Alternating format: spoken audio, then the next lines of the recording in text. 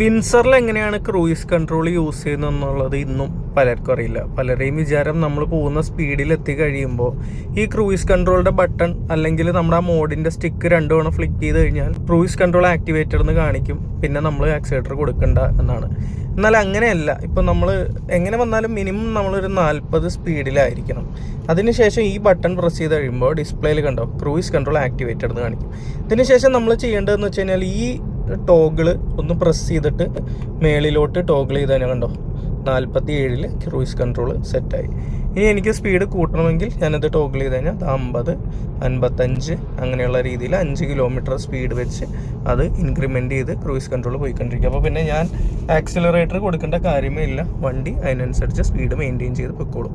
So ഇങ്ങനെയാണ് വിൻസറിൽ cruise control set ചെയ്യുന്നത്. ഇനി ക്രൂയിസ് കൺട്രോൾ ഡീആക്ടിവേറ്റ് ചെയ്യാൻ വളരെ സിമ്പിളാണ്. നമ്മുടെ ആവശ്യത്തിനനുസരിച്ച് ആക്സിലറേറ്റർ ചവിട്ടുകയോ ബ്രേക്ക് കൊടുക്കുകയോ അതുമല്ലെങ്കിൽ നമ്മുടെ ഈ ക്രൂയിസ് കൺട്രോളിൻ്റെ ബട്ടൺ പ്രസ് ചെയ്ത് കഴിഞ്ഞാൽ അത് ഡീആക്ടിവേറ്റ് ആയിക്കോളും.